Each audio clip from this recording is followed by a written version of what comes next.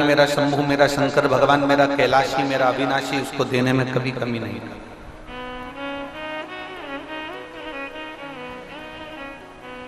बस एक चीज है, शंकर को पहचानना सीख। तारा बाबा की कुटिया में जो कथा चल रही है वो श्री गुरु शिव पुराण की कथा चल रही है। माता, पिता,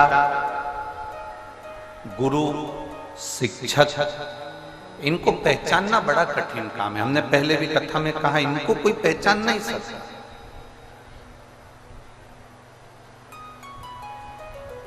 जो पहचान गया एक बार देवादिदेव महादेव की कृपा को, जो जान गया एक बार भगवान शंकर की अविरल भक्ति को, समझ लो उसकी जिंदगी सार्थक है,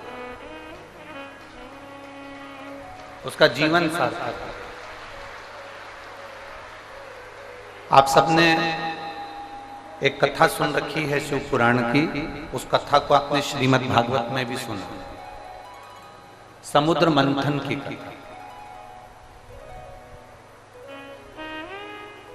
उसको आपने भागवत में भी सुना है और उसको आपने शिव महापुराण में भी सुना, विष्णु पुराण में भी सुना, बरहा पुराण में उसको सुना, देवरी नारद की नारदी पुराण के अंतर्गत उसको सुना, ब्रह्म वैवर्त पुराण के अंतर्गत उसका स्मरण किया। आपने सुना वो जो मंथन की कथा है, समुद्र मंथन, उस मंथन में सारे देवताओं को क्या प्राप्त हुआ था? जम के बोलो जरा। अमृत। क्या मिला था? अमृत। शिव जी को क्या मिला था? विष।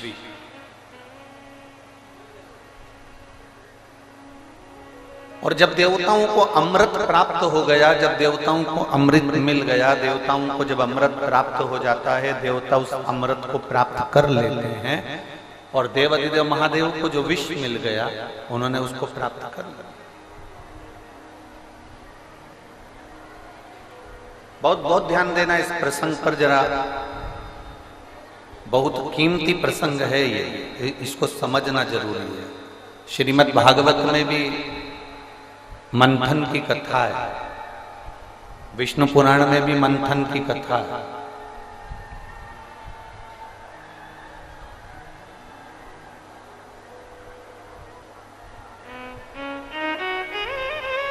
विष्णु पुराण में भी मंथन की कथा है और शिव महापुराण में भी मंथन की कथा है।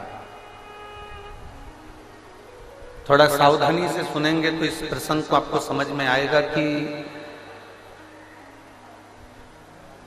भगवान शंकर के हिस्से में विष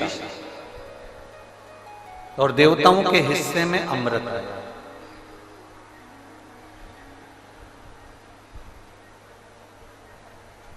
विष पीने वाले ने शोर नहीं मचाया। मान लो आपको प्रॉपर्टी का थोड़ा सा हिस्सा मिलता, आप जिस घर में रहते हो, सास ससुर के साथ रहते हो, अपने माता पिता के साथ में रहते हो, अपने परिवार के साथ में रहते हो, आपको अगर थोड़ा सा हिस्सा कम मिलता, थोड़ा सा हिस्सा अगर किसी ने आपको कम दे दिया होता, तो आप शोर नहीं मचाते क्या? जम के तो बोलो जरा। सास बड़ी बहू को ज्यादा दे दे या छोटी बहू को ज्यादा दे दे और एक बहू को कम दे दे, तो बहू शोर मचा देती है, 25 जगह जाकर के देती है, हमारी अम्मा तो, हमारी सास ने तो एक को अच्छा दे दिया और हमको कम दे दिया। कितना शोर मचा है।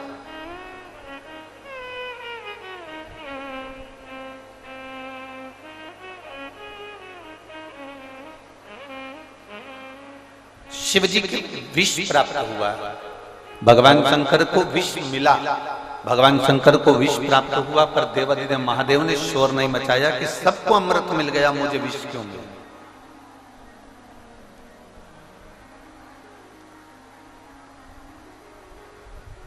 और जब हम ये विचार कर कर बैठ जाते हैं कि अब हमारे भाग्य में जो होगा वो मिलेगा मिलेगा, समय आए। अभी जैसे श्री गोपाल जी ने कहा, माननीय विधायक महोदय ने एक बात कही कि गुरुजी सारे पंडालों में लोग बैठकर कथा सुन रहे हैं, आप इस 1 नंबर 2 नंबर के पंडाल में कथा कह रहे हैं, तो एक प्रार्थना उन्होंने करी कि रात्रि के समय पर आप एक बार जितने पंडाल हैं सारे पंडालों में एक बार जरूर जाएं, और हम आएंगे, ऐसा नहीं है। आपने जो निवेदन किया है हम पहुंचेंगे, बिल्कुल ऐसा संकोच ना करें।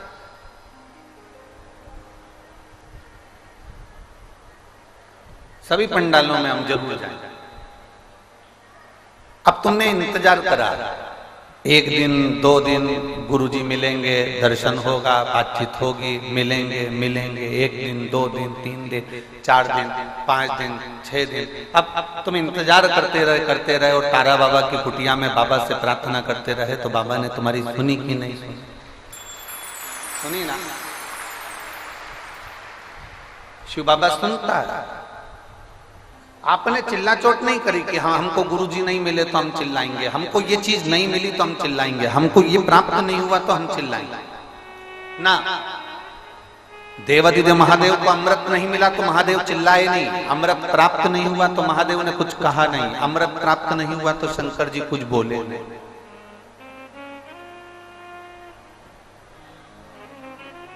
और शीश गंगा की धार, गले सर्पों का हार, महादेव भोले कैसे करूं तेरी सेवा। शीश गंगा की धार, गले सर्पों का हार, महादेवा भोले कैसे करूं तेरी सेवा। तेरी सेवा में जल ले आई, उसे मछली भी झूठा कराई। तेरी सेवा में जल ले आई, उसे मछली भी झूठा कराई। जल कैसे चढ़ाऊं भोले कैसे रिझाऊं महादेवा। भोले कैसे करूं तेरी सेवा। तेरी सेवा में दूध ले आई, उसे बछड़ा भी झूठा कराई। दूध कैसे चढ़ाऊं भोले कैसे रिझाऊं महादेवा। भोले कैसे करूं तेरी सेवा। तेरी सेवा में फूल ले आई, इसे भंवरा भी झूठा कराई। फूल कैसे चढ़ाऊं भोले कैसे रिझाऊं महादेवा। भोले कैसे करूं तेरी सेवा। जल झूठा, दूध झूठा, फूल झूठा, आदमी झूठा। जरा विचार करिए, तुम कौन से हरिश्चंद्र हो? अपन लंकाधिपति रावण ने शंकर जी को रिझाने के लिए एक बात कही थी कि मैं पापी, माना मैंने पाप किया है, पर तेरा नाम तो पतित पावन है, तू तो तारेगा ना।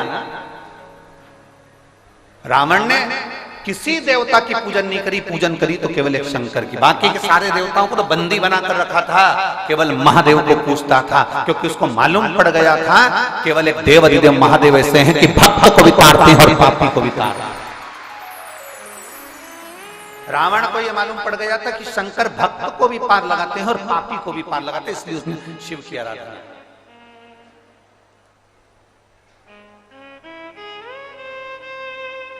अगर तुम सतयुग में पैदा होते ना तो तुम्हें बहुत तप करना पड़ता, घोरों घंटे बैठे बैठे बैठे बैठे शरीर में छेद पड़ जाते, मिट्टी जमती जाती, इतना तप करना पड़ता, तब भगवान प्रकट होता, तब भगवान तुम्हारी सुनता।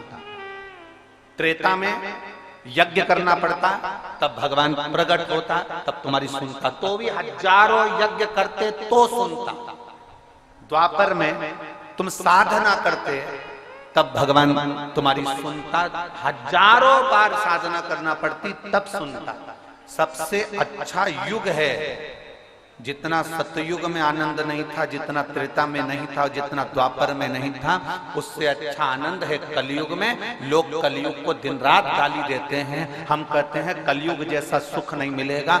एक लोटा जल लेकर महादेव के पास चले जाओ, महादेव सुन लेता है और भंडार भर देता है। अब सतयुग में तुम साधना करो, तप करो, आराधना करो हजारों वर्ष की, तब जाकर भगवान सुनेगा।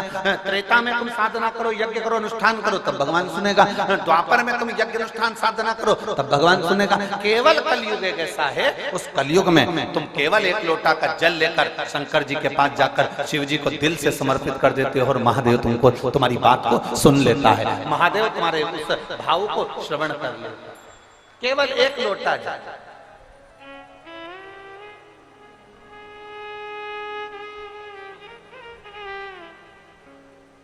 यहां पर एक बहन ने एक लोटा भेजा,